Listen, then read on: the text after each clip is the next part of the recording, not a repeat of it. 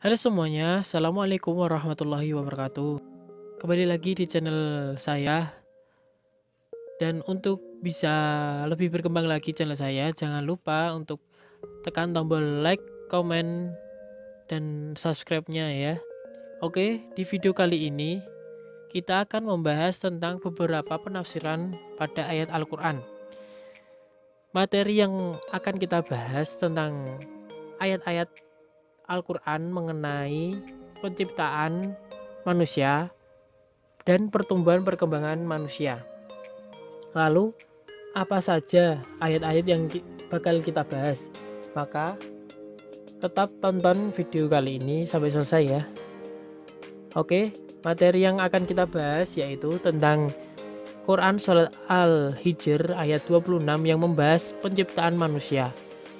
Dan Surat Al-Mu'minun ayat 13 sampai 14 yang membahas tentang pertumbuhan dan perkembangan manusia. Baik, langsung saja kita ke materi yang pertama, yaitu surat Al-Hijr ayat 26. A'udzu billahi minasyaitonir rajim. Walaqad khalaqnal insana min salsalin min hama'in masnun. Dan untuk penafsiran yang pertama, yaitu penafsiran dari Kementerian Agama Saudi Arabia, yaitu tafsir Al-Mu'ayyas. Sesungguhnya kami telah menciptakan Adam dari tanah kering yang bila diketuk akan mengeluarkan suara. Tanah bahan penciptaan Adam ini berwarna hitam berbau karena umurnya yang tua, sehingga kita ini adalah atau terbentuk dari tanah yang mengendap sangat lama. Oke, selanjutnya kita ke penafsiran berikutnya, yaitu tafsir Al-Wajiz dari Syekh Profesor Dr. Wahbah Az-Zawil. Dia adalah seorang pakar fikih dan tafsir dari negeri Suriah. Ia menafsirkan surat Al-Hijr ayat 26 yaitu, dan sesungguhnya kami telah menciptakan manusia yaitu Adam dari tanah liat kering yang berasal dari lumpur hitam yang diberi bentuk. Maksudnya dari tanah yang telah mengering setelah ditutupi, sehingga memiliki bunyi dan suara bagai tembikar. Maknanya, tanah yang sudah berubah warna dan baunya karena sudah terlalu lama diendapkan. Selanjutnya, tafsir As-Sa'id dari Syekh Abdurrahman bin Nasir Asy-Syaid, pakar tafsir abad ke-14 Hijriah dari Unaizah Qasim. Ia menafsirkan pada ayat ini yaitu tanda-tanda kekuasaan Allah, ilmu, hikmah, dan rahmatnya. Firman-Nya, laqad khalaqnal insan, dan kami telah menciptakan manusia yaitu Adam min salsal dari tanah kering yang mempunyai dengungan ketika dipukul, min hamain masnun dari tanah hitam yang baunya telah berubah. Ini adalah tanda dari kekuasaan Allah dan ilmunya. Selanjutnya kita ke materi yang kedua, yaitu surat Al-Mu'minun ayat 13 sampai 14 yang menerangkan tentang pertumbuhan dan perkembangan manusia. A'udzu billahi minasyaitonir rajim. Bismillahirrahmanirrahim. ثم جعلناه نطفة في قرار مكين ثم خلقنا النطفة علقة فخلقنا العلقة مضغة فخلقنا المضغة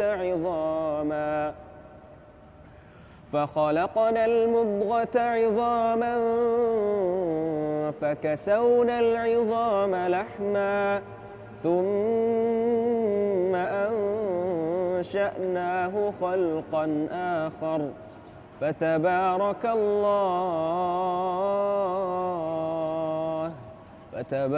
الله أحسن الخالقين. Oke, langsung saja kita ke tafsir yang pertama, yaitu Al-Azhar. Merupakan karangan dari Profesor Dr. Haji Abdul Malik Karim Amrullah atau Buya Hamka yang berasal dari Sungai Batang, Tanjung Raya, Agam, Sumatera Barat.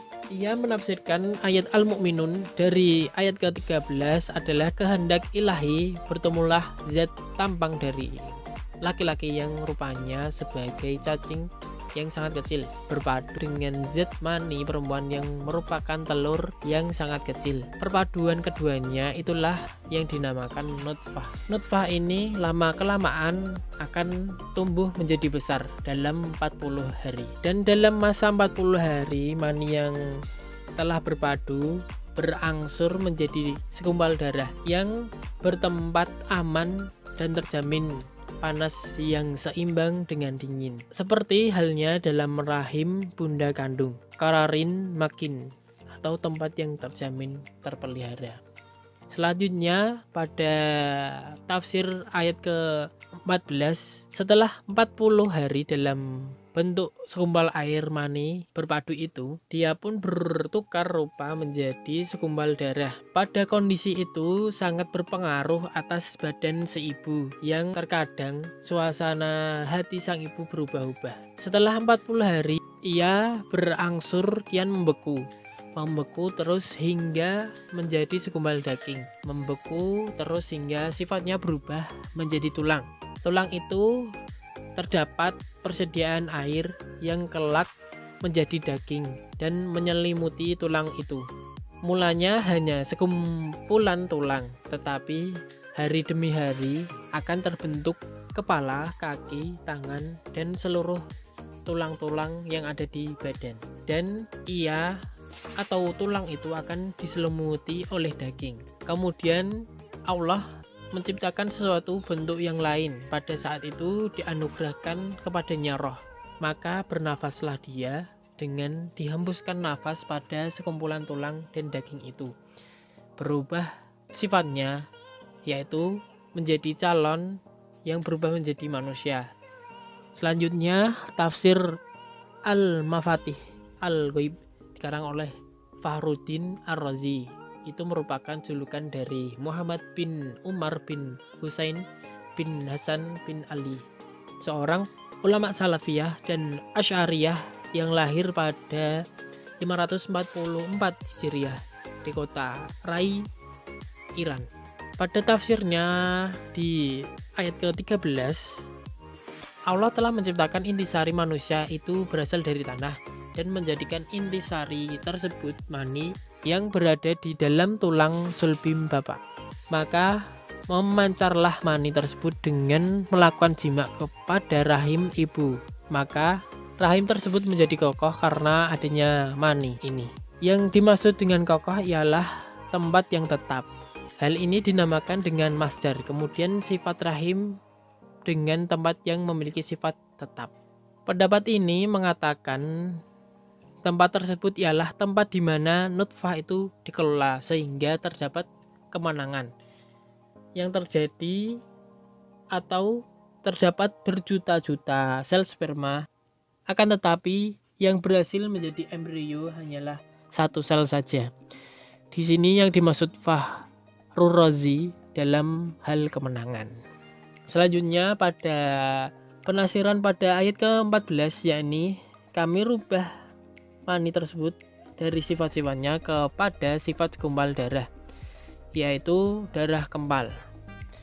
Darah kempal itu membentuk sepotong daging yang kira-kira hal tersebut bisa dikunyah. Maksud perkara ini diketahui dan perubahan itu disebut dengan penciptaan.